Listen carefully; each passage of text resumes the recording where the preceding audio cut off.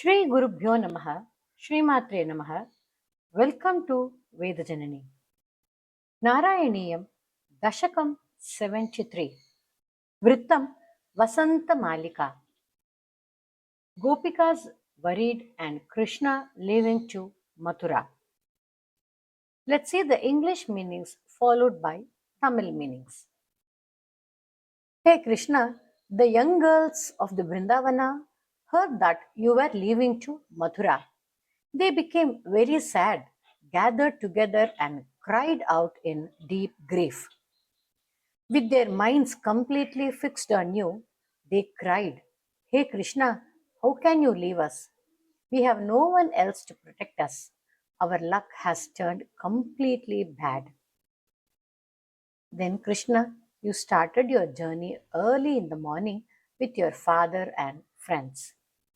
To make the sad girls feel better, you sent your close friend to talk to them. Through your friend, you gave them, that is Gopikas, a message. I will come back to you very soon. You will be with me again and feel the endless joy. The women stared at you from far away with sad and begging eyes. You looked back at them with a gentle, loving glance and left on Akrura's chariot with Balarama. Many of your friends followed you in the cart, and the sad hearts of the girls followed you. You passed a forest where even the deer and the trees looked sad, and you reached the Yamuna river. Akrura dipped into the river water to say his daily prayers and routine. Hey Krishna, Akrura saw you inside the water of the Yamuna river, but when he looked up, he saw you sitting on the chariot too, which completely surprised him. Akrura dipped again into the water. This time, he saw you as Lord Vishnu resting on a giant snake, holding a discus and conch, and surrounded by gods. He sank into pure spiritual happiness and started praying to you. When the vision disappeared, he went back to the chariot with his skin full of goosebumps from joy. You asked him, Is the water so cold that your skin has goosebumps? He was too happy to speak and stayed quiet. Hey Krishna, please protect me also. 73வது தசகத்தில் கிருஷ்ணர் மதுராவுக்கு செல்வதும் கோபிகைகள் புலம்புவதும் பட்டத்ரி அழகாக சொல்லியிருக்கார். ஹே கிருஷ்ணா, நீ மதுராவிற்கு புறப்படும் செய்தியை கேட்ட கோபியர்கள் மிகுந்த கவலை அடைந்தனர். அவர்கள் ஒன்று கூடி இது என்ன இது என்ன எப்படி நடக்கலாம் என்று கதறி அழுதனர். உங்கள் மீதே மனதை செலுத்திய அவர்கள், கருணை கடலாகிய இந்த நந்தகுமாரன் திக்கற்ற எங்களை தவிக்க விட்டுவிட்டு எப்படி போவான்? விதி நமக்கு முற்றிலும் கொடூரமாய் மாறிவிட்டதே என்று மிகவும் வருந்தினர்.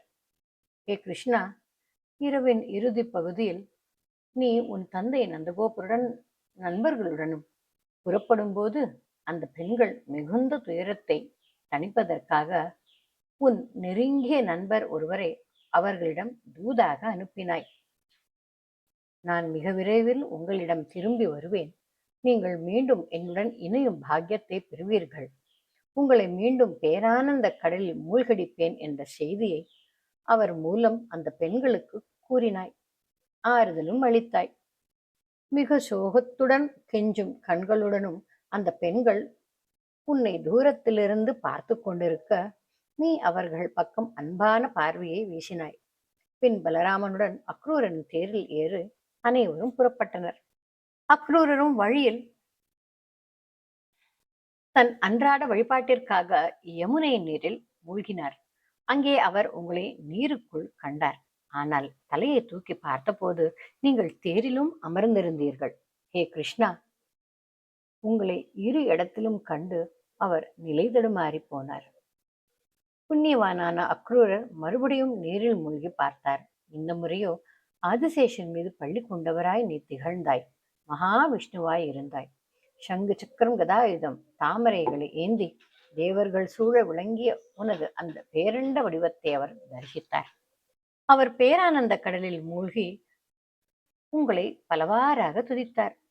அந்த தோற்றம் மறைந்ததும் அந்த மகிழ்ச்சியின் அவர் உடல் அப்படியே சிலிர்த்தவாறு தேரில் இருந்த உங்களிடம் வந்து சேர்ந்தார். நீ அவரை என்ன கேட்டாய்? நீரில் குளிராக இருந்ததா, ஏன் உடல் இப்படி சிலிர்த்து இருக்கிறது என்று கேட்க, பரவசத்தால் பேச முடியாமல் அவர் மௌனமாக இருந்தார். அவருடன் தேரில் பயணித்த ஹே குருவாயூரப்பா கிருஷ்ணா, என்னையும் காப்பாற்றுவாயா?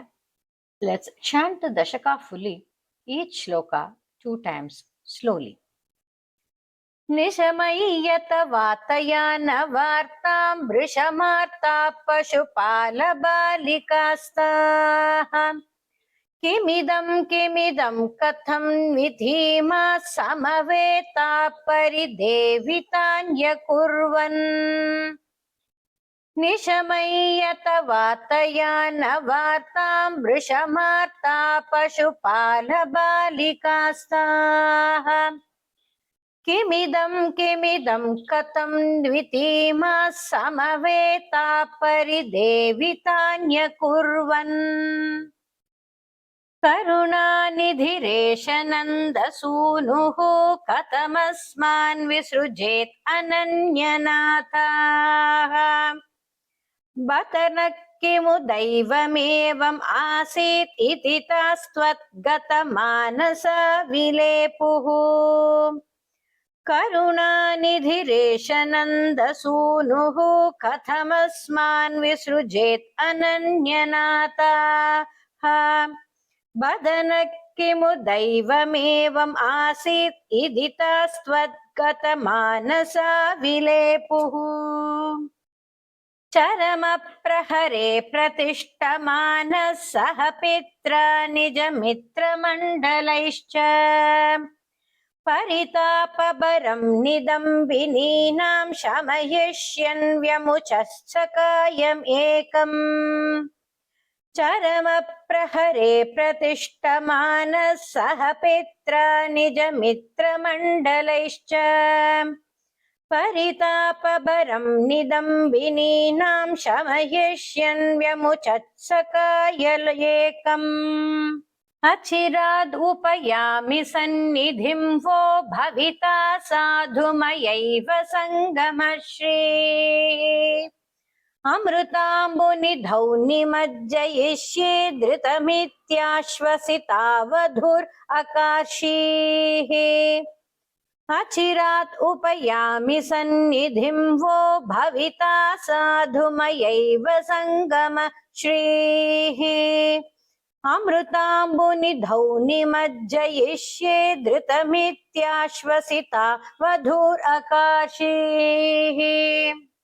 सविषादभरं स याञ्चमुच्चैरतिदूरं वनिताभिरीक्ष्यमाणः मृदु तद्दिशि पातयन्नपाङ्गान् सफलो क्रूररथेन निर्गतो भूः सविषादभरं स याञ्चमुच्चैरतिदूरं वनिताभिरीक्ष्यमाणः मृदु तद्दिशि पातयन्नपाङ्गान् सफलो क्रूररथेन निर्गतो भूः मनसा बहुलेन वल्लभानां मनसा चानुगतोऽथ वल्लभानाम् वनमार्थमृगं विषण्णवृक्षं समतीतो यमुनातटी मयासीः मनसा बहुलेन वल्लभानां मनसा चानुगतोऽथ वल्लभानाम् वनमार्तमृगं विषण्णवृक्षं समतीतो यमुनातटी मयासीः नियमाय निमज्जवारिणि त्वाम् अभिवीक्ष्यातरतेऽपि गान्धिनेयः विवशो जनि किं विदं विभोस्ते ननु चित्रं त्ववलोकनं समन्तात् नियमाय निमज्ज्यवारिणि त्वाम् अभिवीक्ष्यातरतेऽपि गान्धिनेयः विवशो जनि किंविदं विभोस्ते ननु चित्रं त्ववलोकनं समन्तात् पुनरेष निमज्ज्य पुण्यशाली पुरुषं त्वां परमं भुजङ्गभोगे हरिगम्बुगदाम्बुजैर्स्फुरन्तं सुरसिद्धौघपरीतम् आलुलोके पुनरेष निमज्ज्य पुण्यशाली पुरुषं त्वां परमं भुजङ्गभोगे हरिकम्बुगदाम्बुजैर्स्फुरन्तं सुरसिद्धौघपरीतम् आलुलोके सर्वत्र गोविन्द नाम संकीर्तनं गोविन्द गोविन्द सतदा परमात्मसौख्य सिन्धौ विनिमग्न प्रणुवन् प्रकारभेदैः अविलोक्य पुनश्च हर्ष सिन्धोरनुवृत्त्या पुलकावृतो ययौ त्वाम् सतदा परमात्मसौख्य सिन्धौ विनिमग्न प्रणुवन् प्रकारभेदैः अविलोक्य पुनश्च हर्ष सिन्धोरनुवृत्त्या पुलकावृतो ययौ त्वाम् किमु शीतलिमामहाञ्जले यत्पुलकोऽसौ विधिचोदितेन तेन अतिहर्षनिरुत्तरेण सार्धं रथवासी पवनेश पाहि मां त्वम् किमु शीतलिमामहाञ्जले यत्पुलकोऽसौ विधिचोदितेन तेन अतिहर्षनिरुद्धरेण सार्धं रथवासी पवनेश पाहि मां त्वम् श्रीहरये नमः श्रीहरये नमः श्रीहरये नमः सर्वत्र गोविन्द नाम संकीर्तनं Govinda Govinda Let's chant the Dashaka fully in the medium speed. निशमय्यत वार्तयान वार्तां वृषमार्ता पशुपालबालिकास्ताः किमिदं कथं द्वितीमा समवेता परिदेवितान्यकुर्वन् करुणानिधिरेश नन्दसूनोः कथमस्मान् विसृजेत् अनन्यनाथाः वदन किमु दैवमेवम् आसीत् इति तास्त्वद्गतमानसा विलेपुः चरमप्रहरे प्रतिष्ठमानः सह पित्रा निजमित्रमण्डलैश्च परितापभरं निदम्बिनीनां शमयिष्यन् व्यमुचः सकायम् एकम् अचिरात् उपयामि सन्निधिं वो भविता साधुमयैव सङ्गमश्रीः अमृताम्बुनिधौ निमज्जयिष्ये धृतमित्याश्वसितावधूरकार्षीः सविषादभरं स याञ्चमुच्चैरतिदूरं वनिताभिरीक्ष्यमाणः मृदु तद्दिशि पातयन्नपाङ्गान् सबलो क्रूररतेन निर्गतो भूः मनसा बहुलेन वल्लभानां मनसा चानुगतोत वल्लभानाम् वनमार्तमृगं विषण्णवृक्षं समतीतो यमुना तटीमयासीः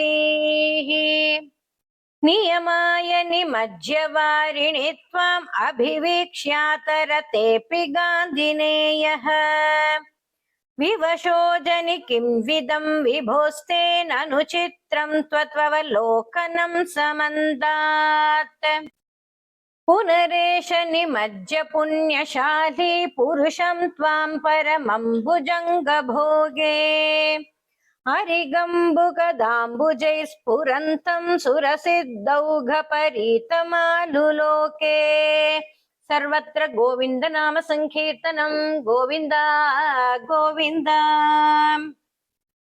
सतदा परमात्मसौख्यसिन्धौ विनिमग्नप्रणुवन् प्रकारभेदैः अविलोक्य पुनश्च हर्षसिन्धो अनुवृत्त्या पुलकावृतो ययौ त्वाम् किमु शीतलिमा महाञ्जले यत्पुलकोऽसौ विति चोदितेन तेन अतिहर्षनिरुत्तरेण सार्धं रतवासी पवनेश पाहि मां त्वम्।